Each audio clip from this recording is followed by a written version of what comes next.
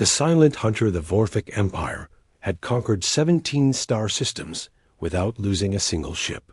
Their biomechanical vessels moved through space like living nightmares, hulls that breathed and weapons that pulsed with organic rhythms. Admiral Kethvar stood on the bridge of his flagship Eternal Dominion and watched the human system of Kepler grow larger on his displays. Another world to add to the Empire's collection. Another species to break beneath Vorthic superiority. Human settlement on Kepler 442b had been transmitting surrender offers for 3 days. Standard procedure for inferior races when they realized resistance was futile. Kethvar had received similar messages from the Zelani, the Threx, and the Mindari before their worlds burned. Fear made all species sound the same in the end, but something felt different about these humans. Their messages carried no desperation, no pleading. Just cold, formal offers of conditional surrender with terms that would preserve their civilian population. As if they had something to bargain with. As if they still believed they had choices. Kethvar dismissed the transmissions without reading them. The Vorthic Empire did not negotiate. It consumed. Hidden in the shadow of asteroid designation KX-7749, Lieutenant Marcus Rivera watched the alien fleet approach through his ship's advanced sensors. The Whisper was Earth's newest experimental vessel, built with stealth technology. That made it invisible to conventional detection methods.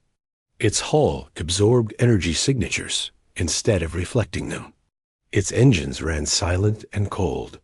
It was designed to be humanity's ghost in the void. Marcus had been on patrol duty when the Vorthic arrived. His orders were simple. Observe, record, and report back to Earth Command. Do not engage under any circumstances. The Whisper was too valuable to risk in combat, and Marcus was too experienced to throw his life away on heroic gestures. But as he watched the alien ships position themselves around Kepler 442b, something twisted in his chest. 50,000 people lived on that world. Farmers, scientists, children who had never seen Earth but carried human dreams in their hearts. The colony had no military defenses, no warships, no way to fight back against the nightmare approaching. Their skies. The first bombardment began at 0800 local time. Energy beams the color of diseased blood lanced down from orbit, turning cities into glass and farmland into ash. The human orbital stations died without firing a shot, their communication arrays melting before they could send distress signals. In 30 minutes, 50,000 lives became smoke, and Memory. Marcus recorded it all. Every beam of killing light.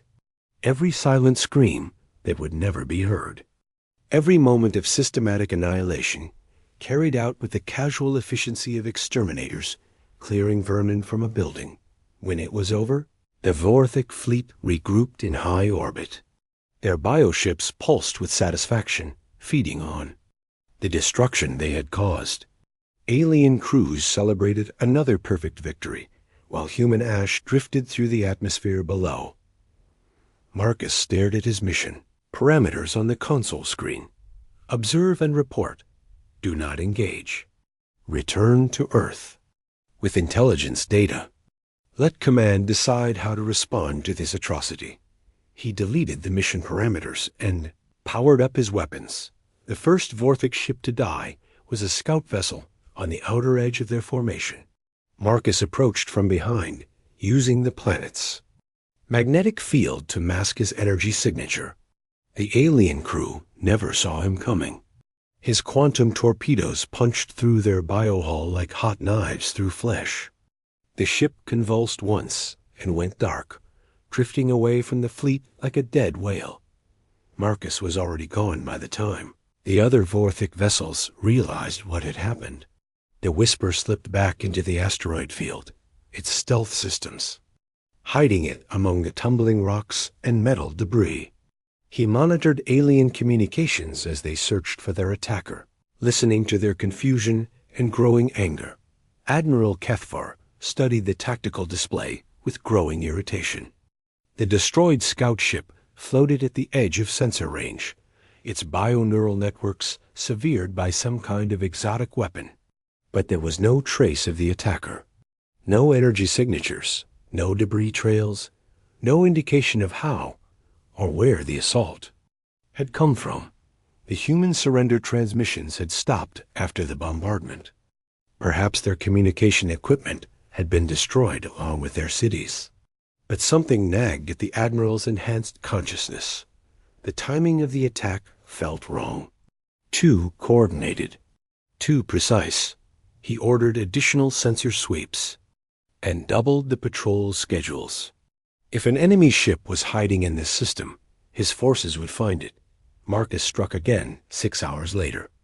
This time, the target was a supply convoy moving between the main fleet and a mobile refinery ship. 3 transport vessels protected by 2 light cruisers, all following a predictable route at predictable intervals. The Vorthik Empire's efficiency had become its weakness. Marcus waited until the convoy passed through a dense asteroid cluster, then emerged from hiding like a predator, attacking a herd. His railguns fired solid projectiles at incredible velocity, kinetic rounds that the aliens' energy shields could not deflect. The lead transport exploded in a cascade of biofluid and twisted metal. The second died before its crew could react. The third tried to run, but Marcus's torpedoes caught it before it could reach the safety of the main fleet. The escort cruisers fired wildly into the asteroid field, their energy weapons turning rock into plasma and metal into vapor. But they were shooting at shadows. Marcus had already vanished, leaving only wreckage and the growing certainty that something was very wrong in this system. Kethver felt the deaths through the bioneural link that connected him to every ship in his fleet. Each destroyed vessel sent a pulse of agony through the network before going silent forever. 5 ships lost to an enemy that appeared from nowhere and vanished like smoke. It was impossible. The Vorthik Empire had the most advanced sensors in the galaxy. Their bioships could detect a single bacterium at 1,000 kilometers. Nothing could hide from them, but something was hiding. Something was hunting his forces with surgical precision and impossible stealth. For the first time in his long career, Admiral Kethver felt the cold touch of uncertainty dot over the next 3 days.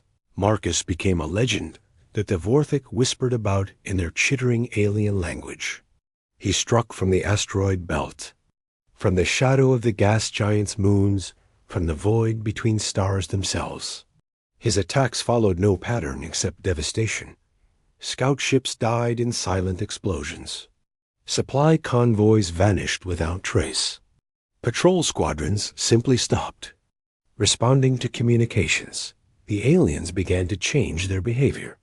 Ships that had moved in perfect formation now bunched together for mutual protection. Patrols doubled and tripled their sensor sweeps. The outer perimeter of their fleet contracted as vessels pulled back toward the safety of the main force. But safety was an illusion when the hunter could appear anywhere at any time. Marcus monitored their communications and tactical adjustments with grim satisfaction. Fear was spreading through the Vorthik fleet like a virus. Crews that had been confident and aggressive now jumped at sensor ghosts.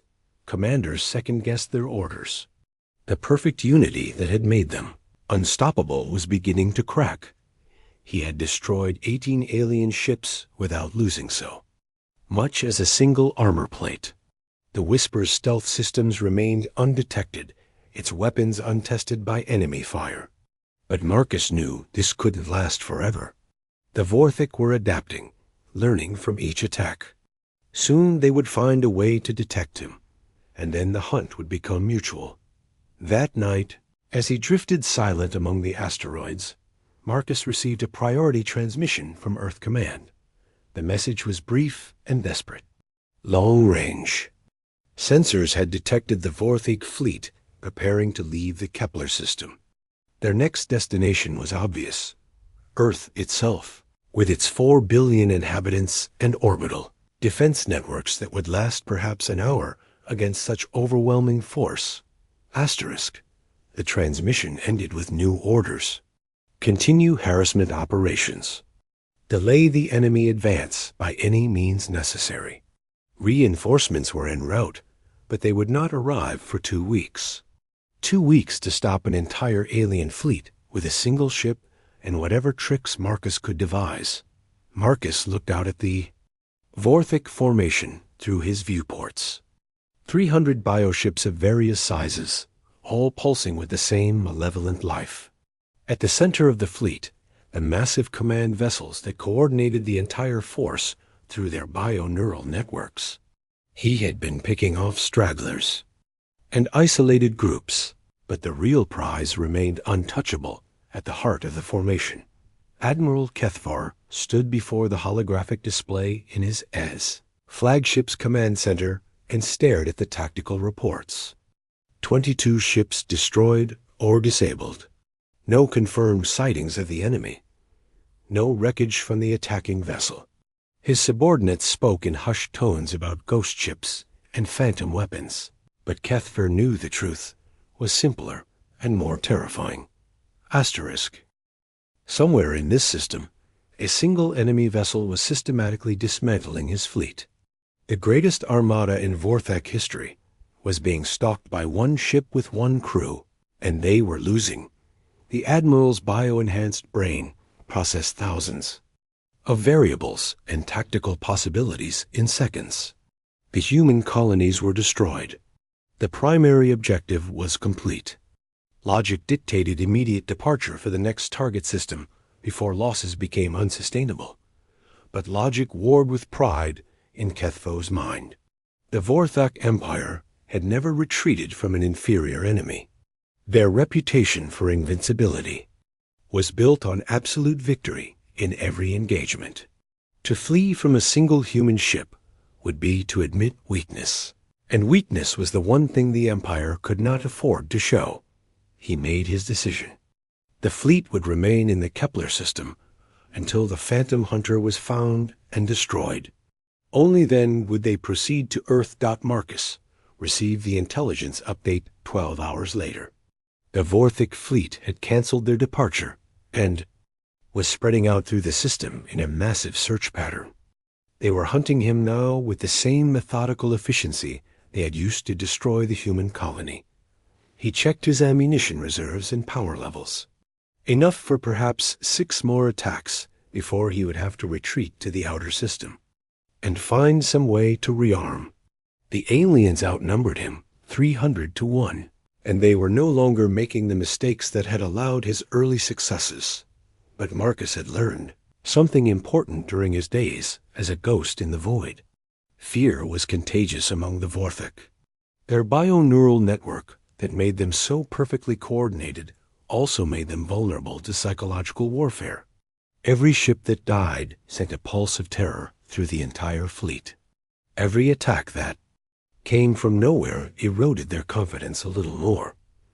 The aliens thought they were hunting him, but Marcus knew better. He was still the predator in this system. The only question was whether he could break their will before they broke his ship. He powered up the Whisper's engines and began moving toward the Vorthic search perimeter. Time to remind them why humans were the most dangerous prey in the galaxy. Asterisk thunder. In the void, Admiral Kethvar had not slept in 72 hours. The bio-enhancement drugs flowing through his system kept his mind sharp and his reflexes quick, but they could not eliminate the growing dread that ate at his consciousness like acid. 29 ships lost to the Phantom Hunter. 29. Crews that had served the Empire faithfully, reduced to cooling debris and unanswered communications. The search grid covered every cubic kilometer of the Kepler system, overlapping sensor sweeps that should have detected anything larger than a spacesuit. But the ghost ship continued to strike from impossible angles, appearing long enough to deal death before vanishing into the void once more. Kethvar studied the tactical hologram floating above his command console. Red markers indicated the locations. of each attack, scattered across the system with no apparent pattern. His tactical officers had spent days analyzing the data, searching for some clue to the enemy's hiding place or methodology. They found nothing except the growing certainty that they were fighting something beyond their understanding. Marcus Rivara had been awake for most of those same 72 hours, sustained by stimulants and the cold fury that had burned in his chest since watching Kepler 442b die. The Whisper drifted in the shadow of a massive ice asteroid, its hull temperature matching the frozen rock around it. Even the most sensitive thermal scanners would read it as part of the natural debris field. He was down to his last 8 torpedoes, and perhaps 6 hours of full stealth operation before the ship's power reserves forced him to break cover. Vorthic's search net was tightening with each passing hour, their patrol patterns becoming more sophisticated as they learned from each encounter. Soon they would find him, and then his war of shadows would become a conventional battle he could never win. But Marcus had been studying the enemy fleet structure during his weeks of stalking them, and he had identified their critical weakness. The Vorthic bioships were controlled by a distributed neural network that linked every vessel to the 7 massive command ships at the fleet's center. Cut those connections, and 300 coordinated warships would become 300 confused individuals. The problem was reaching the command vessels. They stayed at the very heart of the formation, surrounded by overlapping defensive screens and escort squadrons. No stealth system could penetrate that deep into the fleet undetected. No single ship could fight through hundreds of guardians to reach the center, unless that ship wasn't trying to fight through them at all. Marcus began reviewing the technical specifications he had recorded during his attacks. Vorthic bioships used organic hulls that could self-repair minor damage and adapt to different environmental conditions. Their energy signatures were unique, each vessel producing slightly different bioelectrical patterns that identified it. To the fleet's sensor network, what if those same patterns could be replicated? The wreckage of the first scout ship Marcus had destroyed still drifted at the edge of the system, too far from the main fleet to be worth recovering. Marcus plotted a course through the asteroid field, using the tumbling rocks as cover while he made his way toward the derelict vessel Dot. It took 8 hours to reach the wreck, moving in short bursts between asteroid shadows to avoid the Vorthok search patrols. The scout ship had been torn nearly in half by his torpedo strike, but large sections remained intact. More importantly, its bioneural interface nodes were still functional, powered by residual energy in the ship's organic batteries.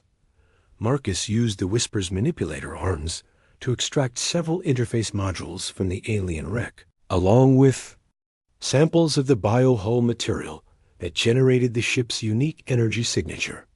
Working in the cramped confines of his ship's engineering bay, he began the delicate process of integrating alien technology with human systems.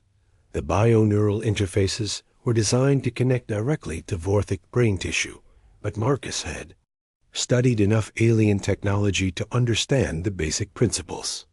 He rigged a quantum computer to simulate the electrical patterns of a Vorthic nervous system, then linked it to the recovered interface nodes. The result was crude but functional, a device that could make the Whisper appear to be a Vorthic vessel. On their bioneural network, Admiral Kethver felt the disturbance in the network, like a discordant note in a perfect symphony. One of the outer patrol ships had stopped responding to communications, but its biosignature remained active on the fleet sensors. Damage to the ship's communication array, perhaps, or crew fatigue affecting their responsiveness. He dispatched a repair team to investigate, then returned his attention to the tactical display. The search for the Phantom Hunter continued, but Kethver was beginning to suspect they would never find it. Perhaps the enemy had already fled the system, choosing discretion over a hopeless battle. The thought should have brought relief, but instead it filled him with frustrated rage.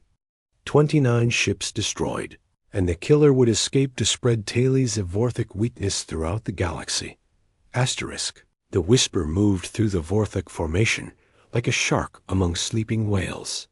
Marcus had disabled most of his ship's active systems, relying on the stolen bioneural interface to convince the alien sensors that he belonged among them.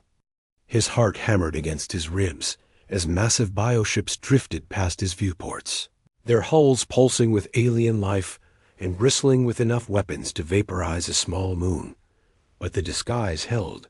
The Vorthic crews went about their duties, without a second glance at the small vessel, moving steadily toward the fleet's center.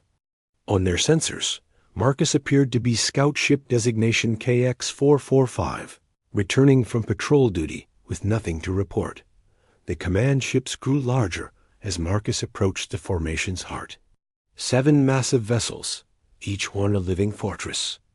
That coordinated hundreds of lesser craft through the bioneural network. Destroying all 7 would be impossible, but Marcus didn't need to destroy them all. He just needed to disrupt their network long enough to throw the entire fleet into chaos. Asterisk. He armed his remaining torpedoes and selected his target, the central command ship that served as the network's primary hub. If he could cripple that vessel, the resulting cascade failure would blind the entire fleet for precious minutes. Minutes that Earth Command could use to prepare for the wounded but still dangerous armada that would eventually reach Sol System. Marcus took one last look at the family photo taped to his console. His sister and her 2 children, smiling at the camera, during last summer's visit to Luna Colony. They would never know what he was about to do, or why he had chosen to die light years from home. But they would live to see another sunrise, because a single human ship had refused to run when running was the only sane option. He fired every remaining torpedo at once. 8 quantum warheads programmed to detonate simultaneously inside the command ship's bioneural processing center.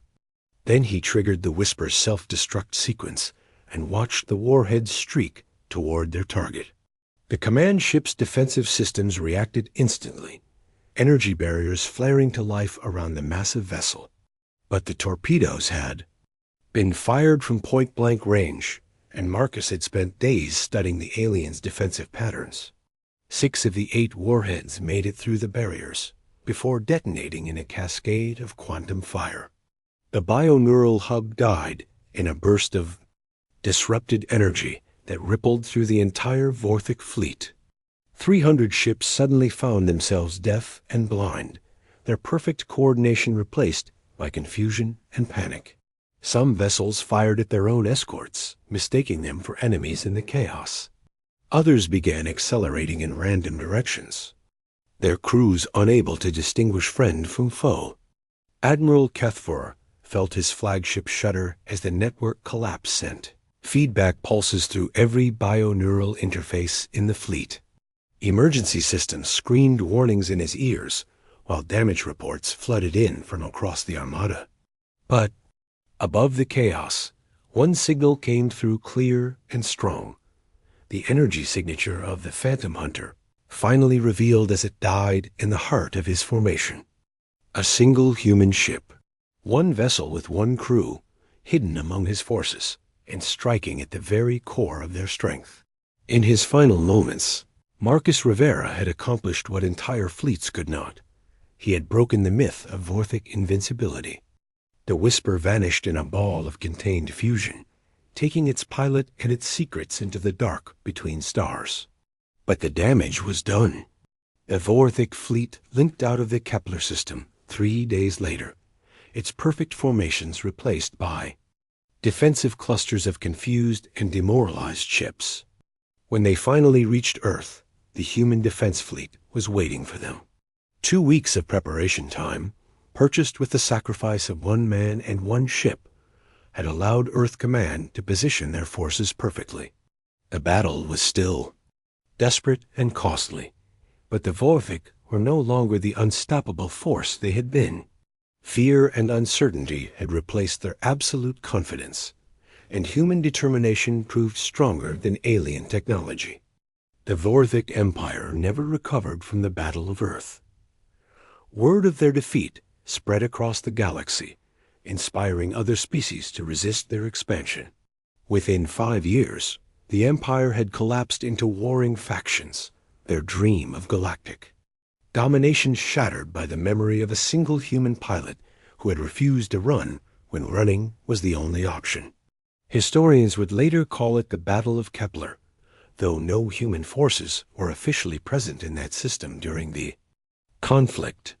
They would write of tactical brilliance and strategic innovation, of humanity's unique approach to asymmetric warfare. But Marcus Rivera's sister knew the truth, as did the children who grew up hearing stories of Uncle Marcus and his invisible ship.